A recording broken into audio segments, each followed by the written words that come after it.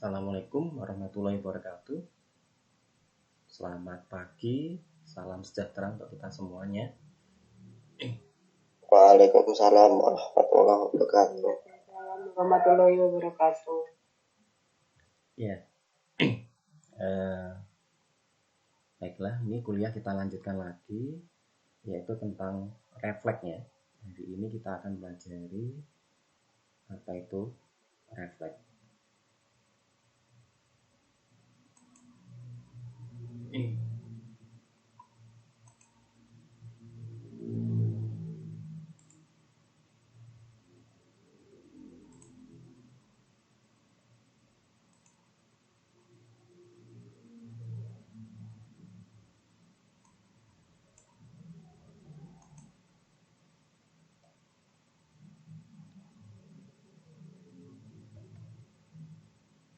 Ya, jadi yang dimaksud dengan refleks itu adalah mekanisme kerja dasar dari suatu sistem saraf.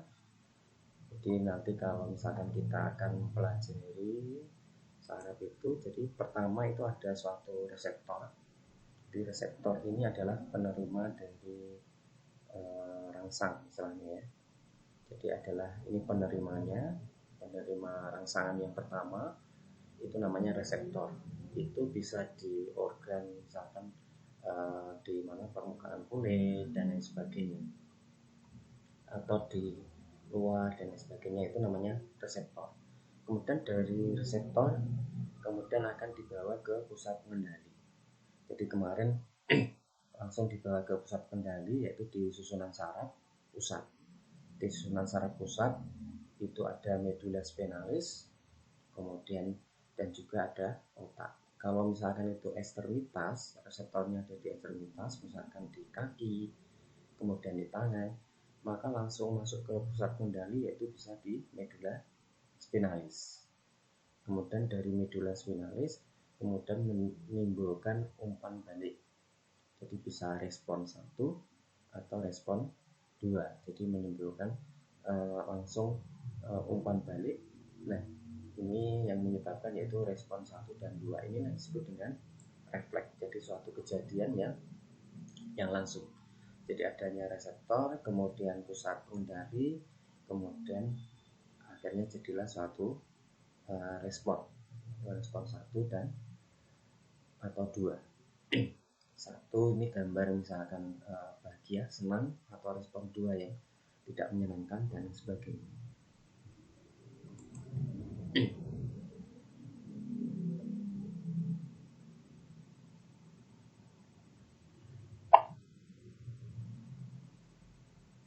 Nah, untuk refleks ini ada 2, yaitu kalau di dalam tubuh kita itu ada refleks namanya fisiologis dan juga ada refleks patologis. Jadi artinya kalau refleks fisiologis artinya adalah suatu refleks atau suatu kejadian yang memang secara normal ada di dalam setiap manusia. Jadi secara fisiologis itu ada, jadi itu namanya refleks fisiologis. Sedangkan patologis itu satu refleks yang kalau secara normalnya itu tidak ada, tapi karena pada orang tertentu kemudian ada muncul refleks patologisnya, berarti dia istilahnya terjadi adanya ada refleks patologis. Jadi kalau pada orang normal itu fisiologis pasti ada, patologisnya adalah negatif. Sedangkan pada orang tertentu yang mengalami suatu kelainan, maka refleks patologisnya ini bisa muncul. Sehingga kalau misalkan dari hasil pemeriksaan bisa ditulis misalkan refleks fisiologisnya positif, kemudian patologisnya juga positif. Harusnya pada orang normal tidak ada, tapi karena dia mengalami suatu kelainan atau mengalami suatu penyakit dan sebagainya, maka akan muncul suatu refleks patologis. Jadi refleks patologis itu yang normalnya tidak ada, atau istilahnya kalau bahasa ininya adalah refleks yang muncul bukan pada waktunya. Jadi kalau itu berkaitan dengan tumbuh kembang anak, kadang harusnya refleks ini sudah pada usia berapa sudah tidak muncul lagi, tapi ini dia masih muncul, misalkan seperti itu.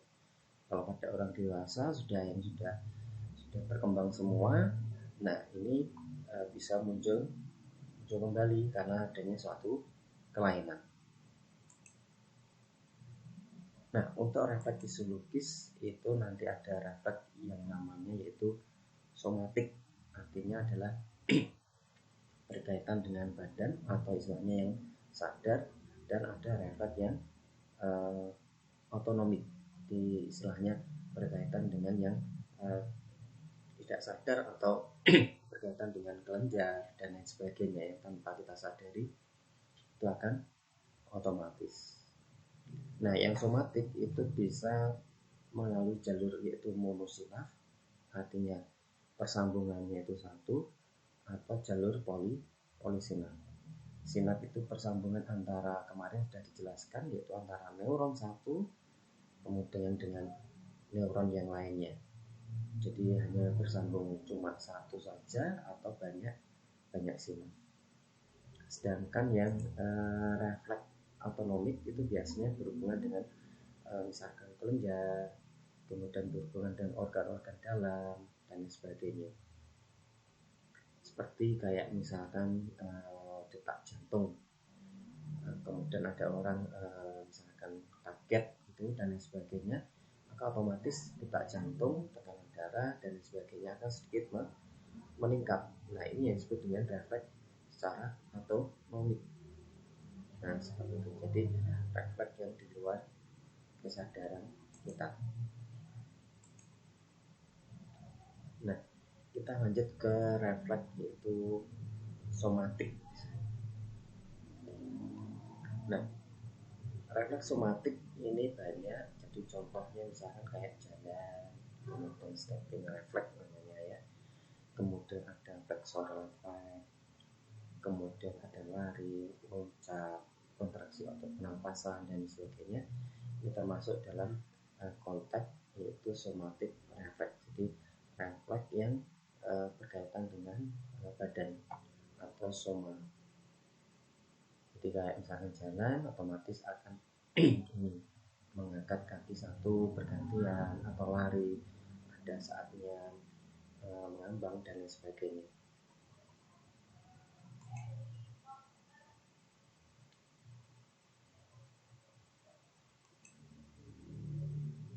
Nah, bagaimana istilahnya ini ya, mekanisme dari sebuah refleks ini.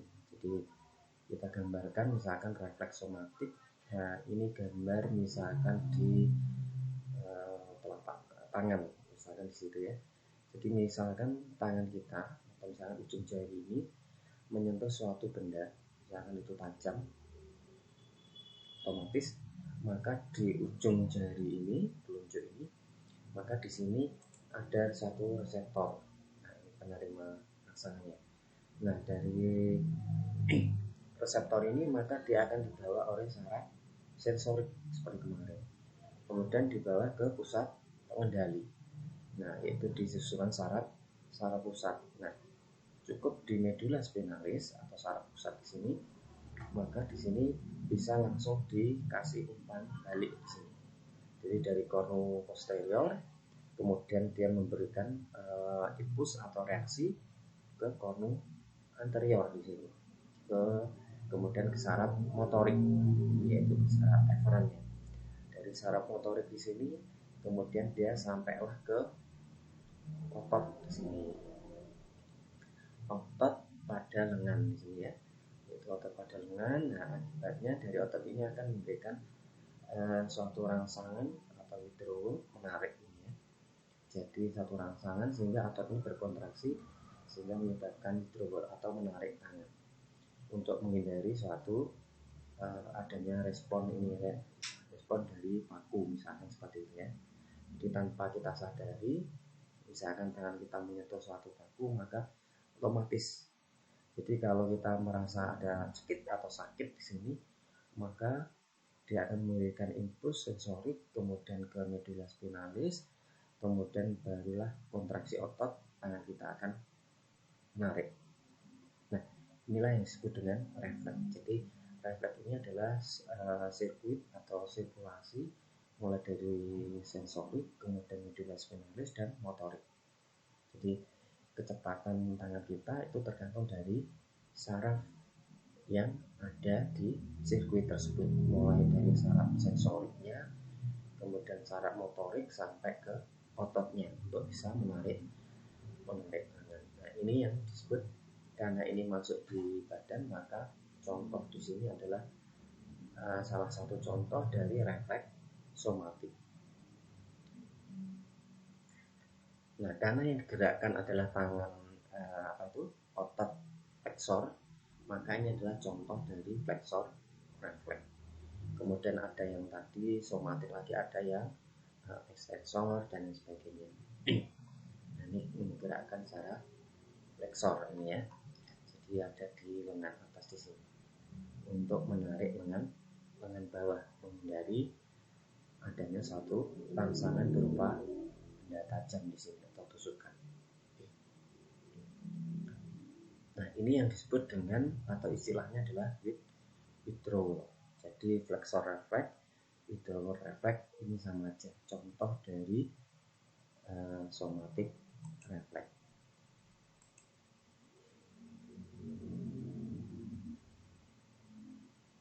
Jadi tanpa kita sadari, ini termasuk suatu refleks yang dipengaruhi oleh kemauan. Jadi tanpa kita sadari seakan-akan kemauan di sini bukannya ini ya, jadi kayak kita punya kehendak atau kita punya keinginan, itu sudah termasuk suatu kemauan. Jadi karena adanya satu vakum, maka otomatis kehendak kita pasti akan menghindar. Nah, inilah yang disebut dengan refleks somatik, jadi sesuai dengan kemauan atau kehendak.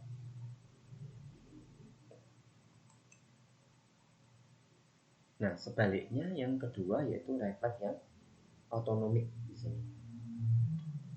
Jadi refleks yang otonomik ini adalah refleks yang tidak berhubungan dengan kemauan kita atau kehendak kita, jadi tanpa kita sadari, maka secara otonomik ini tubuh itu akan menghasilkan satu refleks yang dengan sendirinya. Contoh misalkan saliva, yaitu air liur, misalkan seperti itu ya. Jadi pada air liur tanpa kita sadari, maka kita akan keluar. Misalkan kita melihat atau misalkan mencium, melihat makanan yang lezat atau melihat sesuatu, maka tanpa kita sadari air liur ini akan keluar. Ini yang disebut dengan istilahnya refleks otonomik.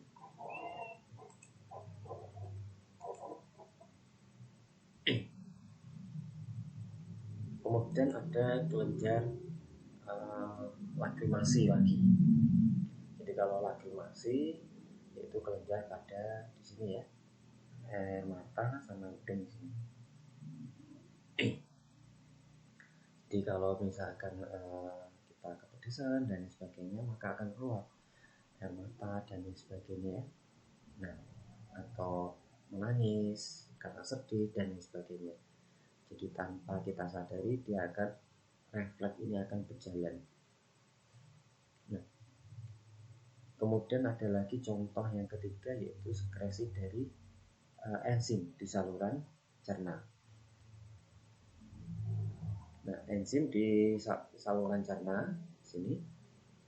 Jadi misalkan tubuh kita makan sesuatu, maka tubuh kita sudah bisa mendeteksi, oh ini ada karbohidrat misalkan, oh ini misalkan ada protein, ada misalkan ada lemak dan lain sebagainya, maka ini tubuh kita akan menghasilkan yaitu sekresi enzim di saluran cerna. Tujuannya adalah untuk mencerna makanan.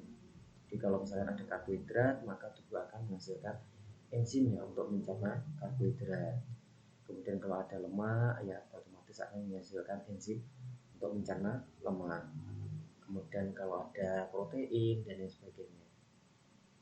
Contoh yang keempat yaitu berkeringat atau sweating reflex. Itu refleks berkeringat. Jadi tanpa kita sadari, sesuai tanpa kemauan kita, maka kita bisa berkeringat. Jadi misalnya olahraga akhirnya memicu refleks, akhirnya menghasilkan keringat, dan contoh-contoh yang lain.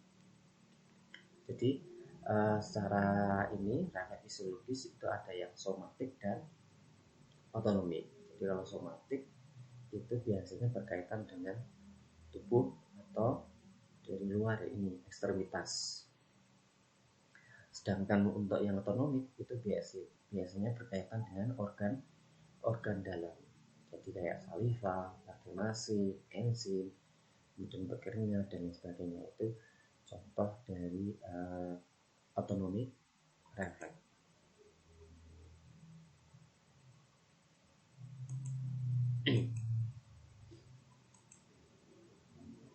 Nah, komponen-komponen yang membentuk refleks. Jadi kalau tadi kita sudah ada di gambarnya sudah dijelaskan. Jadi secara tidak langsung satu siklus refleks atau satu refleks itu sudah mencakup 5 komponen ini. Jadi mulai yang pertama harus ada reseptor penerimanya. Jadi harus ada organ reseptor namanya penerima. Jadi kalau di permukaan kulit kemarin kita sudah pelajari, di kulit itu ada reseptor penerima refleks nyeri, kemudian penerima raba dan lain sebagainya, itu ada reseptor. Kemudian di permukaan kulit itu ada ya. Jadi bisa juga selain di permukaan kulit namanya reseptor itu pada organ-organ, yaitu panca indera biasanya ya. Kemudian misalkan di hidung, kemudian ada reseptor untuk pembauan, kemudian di mata ada reseptor untuk penerima cahaya, itu di retinanya, kemudian di lidah, semua kulit dan sebagainya. Ini disebut dengan reseptor. Jadi komponen yang membentuk pertama adalah harus ada reseptor. Jadi sesuatu yang masuk maka harus ditangkap oleh reseptor. Setelah dari reseptor maka akan dibawa oleh saraf afferent atau saraf sensorik. Jadi harus melalui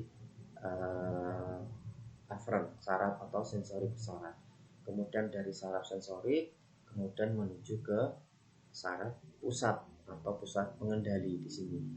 Nah, apabila itu misalkan telapak tangan dan lain sebagainya atau ekstremitas, maka cukup sampai di spinal cord seperti itu. Atau kalau misalkan di atas itu bisa sampai ke brainstem. Kalau di otak misalnya panca indera yang mata, kemudian telinga, hidung dan lain sebagainya, itu di brainstem misalnya. Ada brainstem, ada yang di otak. Kemudian setelah dari central nervous atau susunan saraf pusat, maka dia akan dibawa ke saraf motorik. Jadi motorik saraf atau efferent. Kemudian setelah dari efferent baru ke efektor. Di efektor itu adalah organ pelaksana atau organ yang paling akhir setelah dari saraf titik akhir. Contohnya misalkan bisa di otot skeletal, itu otot ekstremitas. Kemudian bisa di smooth muscle ada itu. Jadi bisa juga di otot polos di sini. Jadi kalau misalkan dia otonomik biasanya pada otot-otot polos, atau otot kalau somatik biasanya otot skeletal.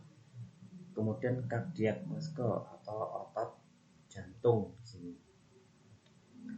Dan di sini bisa juga yaitu otonomik. Kemudian salivary gland yaitu kelenjar saliva, kemudian lacrimal, kemudian gaster kelenjar lambung, kemudian intestinal dan kelenjar endokrin lain. Nah, ini yang disebut dengan efektor. Sehingga dari efektor ini akhirnya muncul hasilnya. Kalau misalkan skeletal muscle tadi hasilnya misalkan terjadilah withdrawal atau menarik tangannya. Kalau smooth muscle atau polos misalkan di dalam ya bisa menghasilkan gerakan, yaitu misalkan ini adanya kelenjar saliva itu kalau di saliva gland dan sebagainya.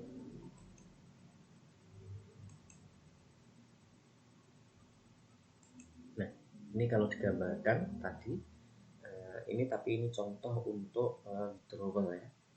Pada prinsipnya hampir sama. Jadi harus ada namanya penerima. Yang pertama adalah reseptor.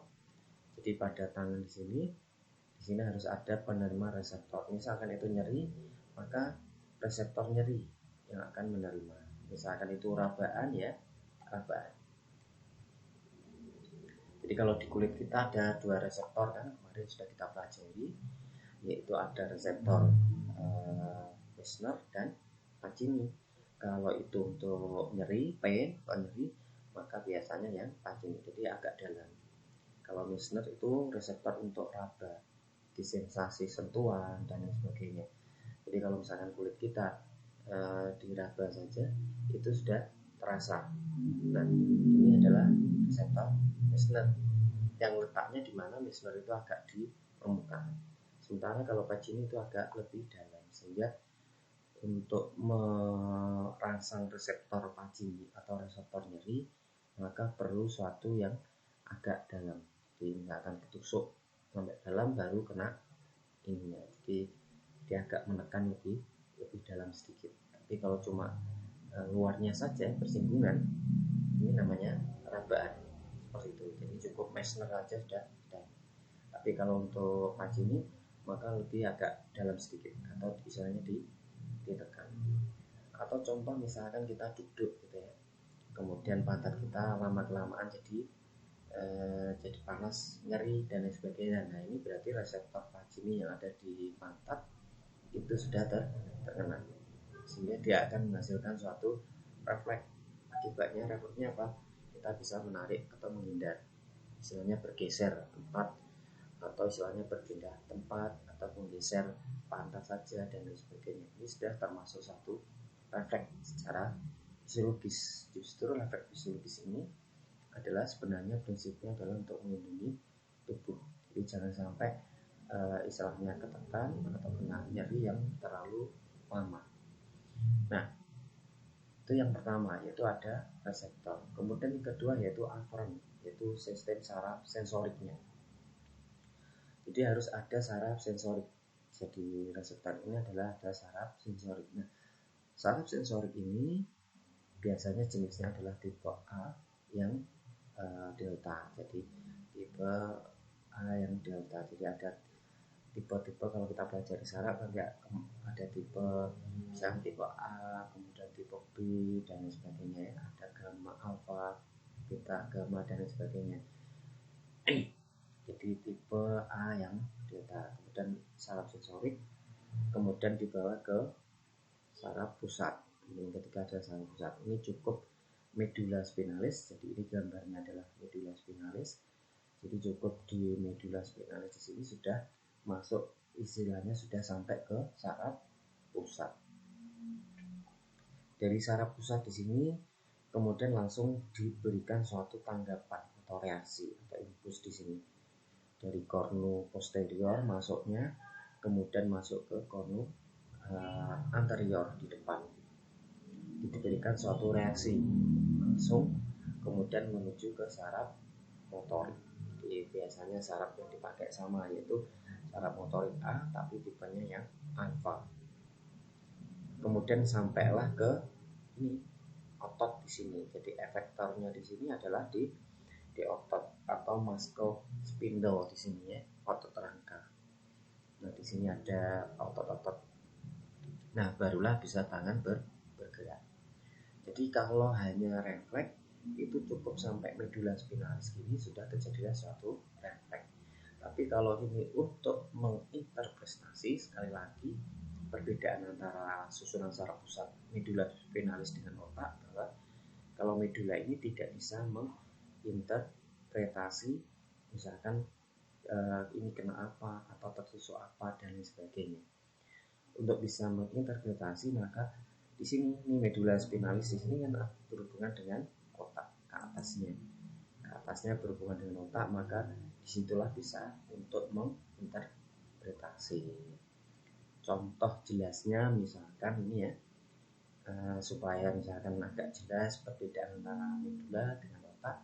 Misalkan kita mau memegang sesuatu, kemudian megangnya itu misalkan di dalam suatu kotak yang tertutup, misalkan kita tidak tahu di dalam kotak tertutup, kemudian tangan kita masukkan, isinya apa kita tidak tahu, nah otomatis kita sama sekali tidak tahu. Kemudian kita akan melihat-lihat misalkan di rata ini, kalau ada sesuatu yang kita misalkan jijik atau kita ini takut, ini otomatis kita akan menarik refleks withdrawal ke atas. Nah kemudian masukkan lagi, kemudian dianalisa lagi pakai tangan kita, misalnya diaduk-aduk dan lain sebagainya.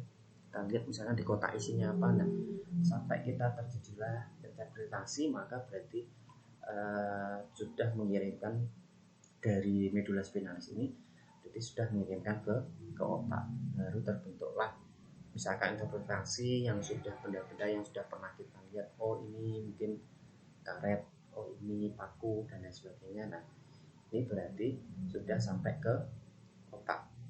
Kalau hanya cuma melihat gini kemudian menarik, ini hanya batasan dari refleks saja, jadi tidak perlu sampai ke otak, cukup. Jadi kalau bahasan di sini hanya refleks, ini cukup di medula spinalis, jadi sudah bisa untuk menarik tangan atau withdrawal.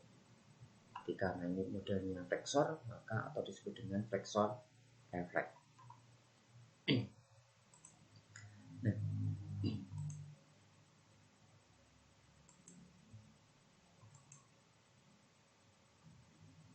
tadi sudah dijelaskan bahwa somatic refleks itu ada jenisnya yang single synapse atau monosynapse, kemudian ada yang polysynapse atau hubungannya ada yang banyak.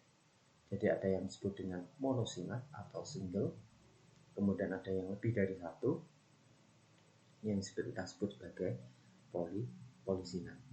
Contoh dari single synapse dari somatic refleks, contohnya karena ini masih termasuk refleks fisiologis, itu contohnya itu refleks patella, kemudian tendon Achilles, bicep dan tricep. Jadi patella atau lutut kita, misalkan di bawah patella atau lutut sedikit itu ada tuberositas di situ.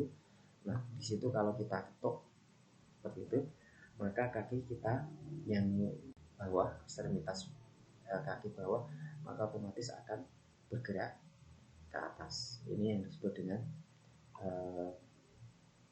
refleks patella. Sedangkan kalau Achilles itu yang kita ketuk, misalnya kita kasih rangsang, yaitu pada tendon Achilles. Tendon Achilles itu di tumit situ, kemudian di atasnya belakang, tumit yang belakang gitu, di situ ada semacam tendon di situ. Nah ini disebut dengan Achilles. Jadi kalau kita bicara tendon itu sebenarnya dari otot. Jadi kalau misalnya otot kemudian dia mau istilahnya melekat ke tulang, maka dia akan mengerucut gitu ya. Jadi otot mula yang besar, kemudian dia mau melekat ke tulang, maka dia akan mengerucut atau menyatu. Jadi banyak otot itu dan menyatu, ini yang disebut dengan tendon. Jadi di Achilles itu tumit kita yang belakang, ya. Kalau kita raba di situ semacam ada kayak ini tendon yang kuat sekali. Itu sebenarnya otot, cuma karena dia sudah menyatu dari beberapa otot, kemudian kayak dipelintir istilahnya, akhirnya jadi kuat di situ. Justru malah semakin kuat. Nah disitulah Achilles. Sama dengan bicep, yaitu yang depan. Jadi lengan atas yang bawah depan sini, di sini ada namanya bicep, kemudian yang bawah adalah tricep. Jadi kalau kita ketuk bicep dan tricep ini hanya jenis dari ototnya. Jadi ada yang cabang 2, ada yang cabang 3. Jadi kalau bicep cuma cabangnya 2, kalau tricep ini adalah 3. Nah ini apabila kita ketuk di situ, maka dia akan otomatis menggerakkan, kalau tricepnya menggerakkan sini. Ini tricep. Nah ini yang disebut dengan single synapse, artinya persambungan ini cuma satu. Sementara ada yaitu refleks yang polysynapse, jadi lebih dari satu. Jadi contoh misalkan flexor refleks, kemudian ekstensor refleks, kemudian refleks berjalan atau refleks berdiri atau berlari. Nah, ini biasanya lebih dari satu. Lebih dari satu artinya dia nanti memberikan impuls tidak hanya ke otot flexor saja, bisa ke ekstensor dan sebagainya, atau ke organ lain dan sebagainya. Ini yang disebut dengan polisinergi. Nanti ada contohnya biar lebih jelas.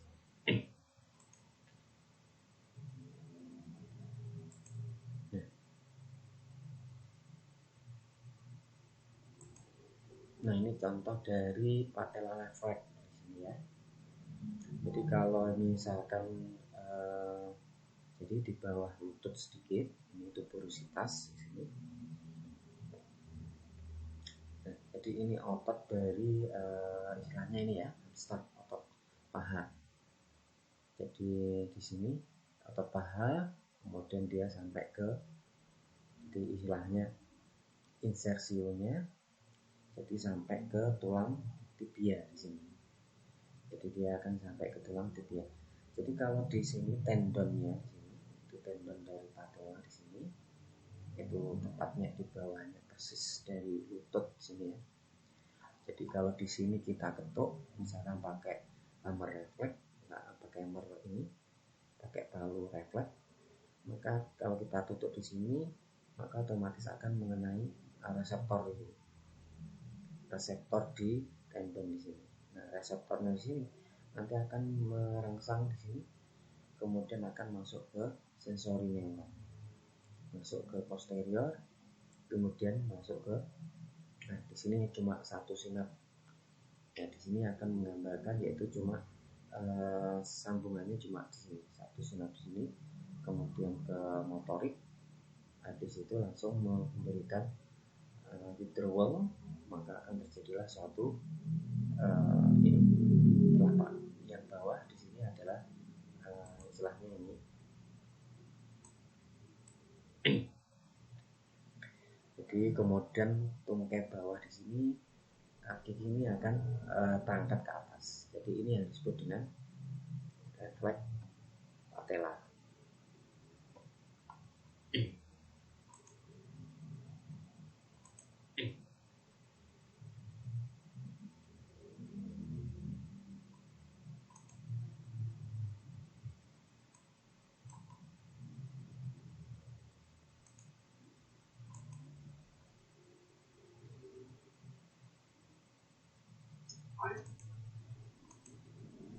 Ya. Dan kita lanjutkan lagi. Nah, ini kalau digambarkan, jadi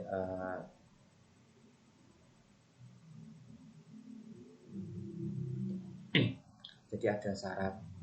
Jadi di sini adalah ada saraf motorik, yaitu penggeraknya. Jadi tadi ada reseptor, di reseptornya, kemudian kalau misalkan diketuk, maka akan terjadilah strip atau tertarik. Jadi seakan-akan kayak menarik, dengan ketukan itu akan menarik suatu tendon. Dari tendon di sini, maka saraf sensorik di sini akan memberikan suatu rangsangan. Kemudian baru setelah dari rangsangan di sini, maka di sini akan memberikan suatu umpan balik, yaitu saraf motorik, kemudian ke muscle fiber di sini. Jadi ini adalah bagian dari spindle, yaitu muscle spindle-nya.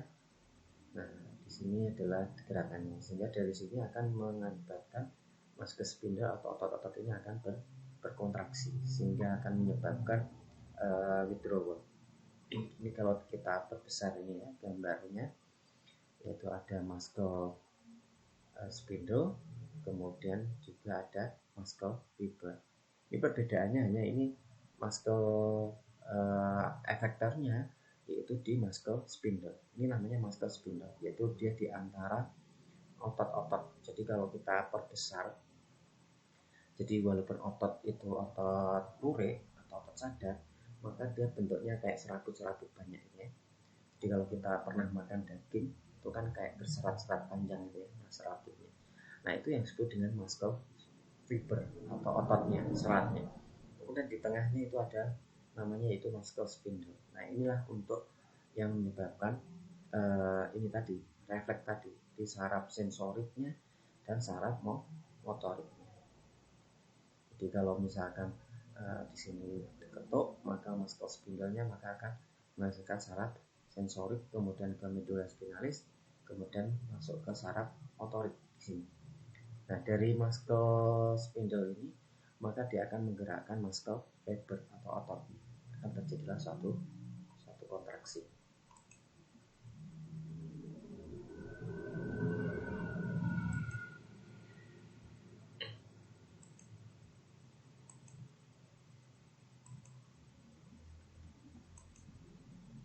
Nah ini kalau kita perbesar gambar dari otot. Jadi kumpulan dari otot-otot, ini misalkan ototnya kalau kita perbesar kan ada kayak serat-serat gelembung gitu ya.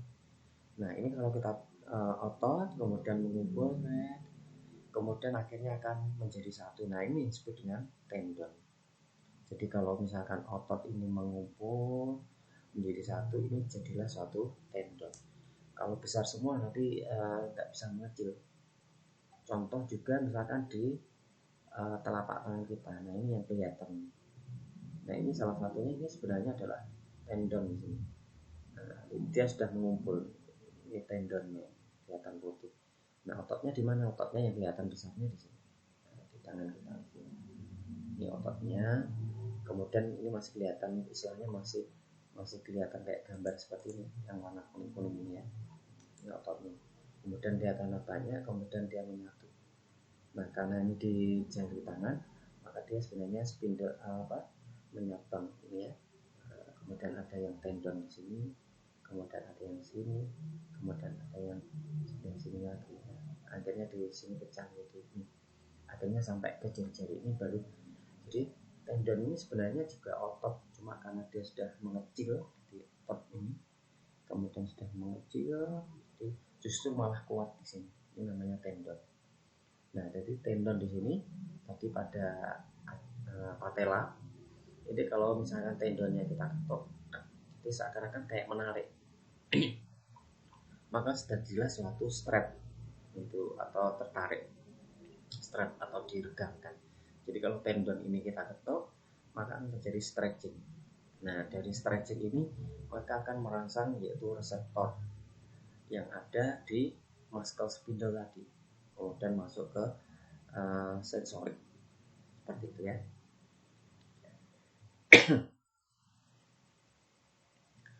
Nah, gambar muscle spindle itu ada yang di tengah di sini. Jadi ini ada ototnya murni, kemudian muscle spindle-nya. Kalau ototnya ini namanya muscle fiber. Jadi kalau ototnya sendiri kita sebut sebagai muscle fiber. Jadi fiber atau serat-serat otot. Kalau yang kecil untuk tempat dari saraf reseptor ini disebut sebagai muscle spindle. Jadi agak kecil tadi ya gambarnya. Jadi ini adalah muscle spindle-nya. Jadi tempat reseptor dan tempat motorik atau istilahnya efektor juga ada di muscle spindle. Baru dari sini kemudian bisa merangsang otot. Ototnya akhirnya bisa bergerak.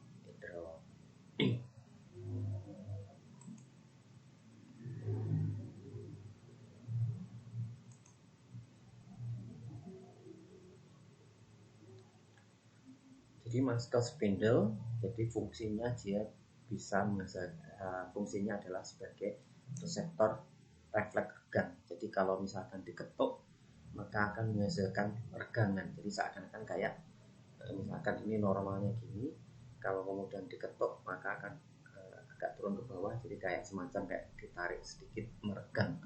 Nah di situ ada reseptor di muscle spindle, di penangkap strap reseptornya. Kemudian fungsi yang lain motoriknya yaitu menghaluskan kontraksi. Jadi bisa juga sebagai tempat saraf dari motorik A yaitu yang gamma, kalau sensoriknya yaitu 1A atau 2. Jadi saraf sensorik jenis tipe 1A atau yang 2.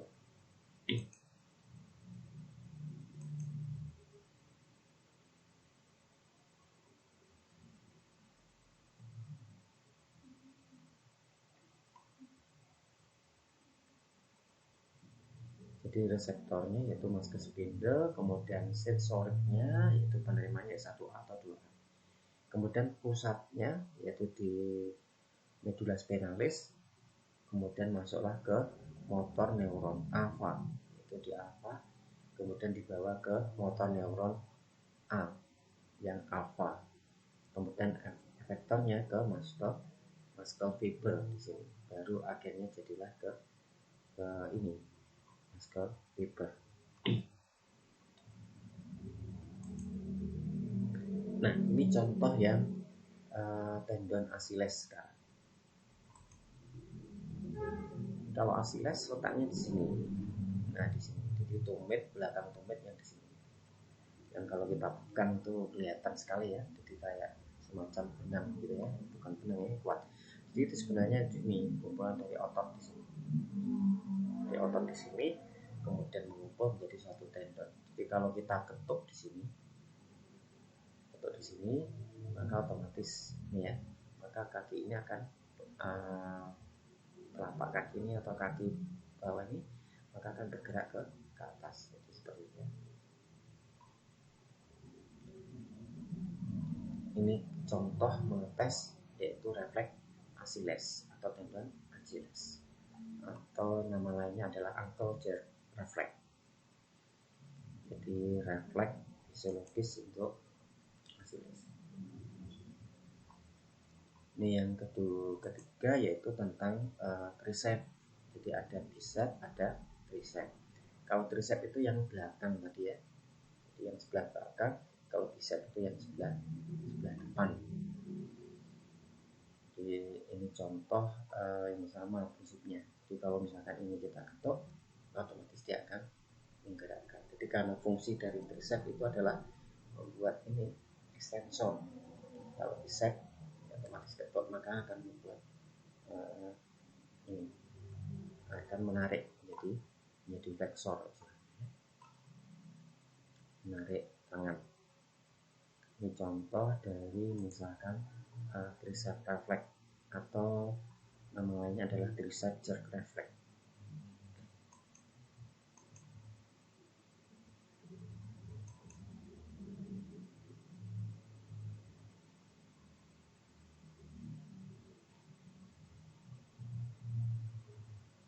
Nah, withdrawal reflex ini ya sama, jadi refleks atau istilahnya menghindar, menjauh. Jadi refleks menjauhi atau mendengar. Jadi melepaskan diri dari suatu rangsangan. Jadi tadi sudah dijelaskan. Jadi namanya withdrawal itu kayak menarik kembali atau menghindar dan lain sebagainya. Jadi oleh karena ada suatu rangsangan yang dianggap menyakitkan, merusak, membahayakan dan lain sebagainya. Jadi nama lainnya adalah withdrawal, sama saja ya. Nanti ada perbedaan dengan yang ini gambarnya yang tadi, jadi sama di withdrawal nama lainnya ya.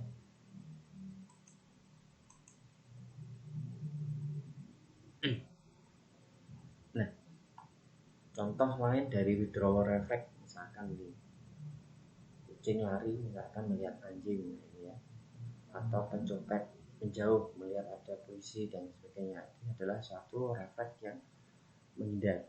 Ini contoh lain.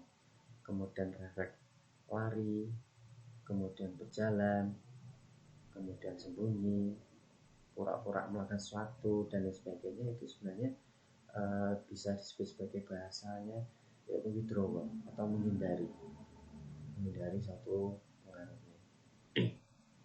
Nah, withdrawal reflex ini atau refleks menghindari ini itu kalau withdrawal reflex itu dalam konteks luasnya ya, itu bisa berpengaruh pada refleks otonomik, yaitu pada refleks yang di dalam misalkan ke jantungnya, kemudian ke emosinya dan lain sebagainya. Jadi bisa berpengaruh ke semuanya. Jadi misalkan jantung, jadi bisa berdebar atau dan sebagainya. Kemudian emosinya bisa mungkin jadi rajin, malas, senang, tidak senang dan lain sebagainya. Itu bisa berpengaruh. Jadi bisa mempengaruhi jantung, bisa mempengaruhi dan sebagainya. Ya, mungkin sebentar itu dulu untuk refleks ini. yang bisa saya sampaikan.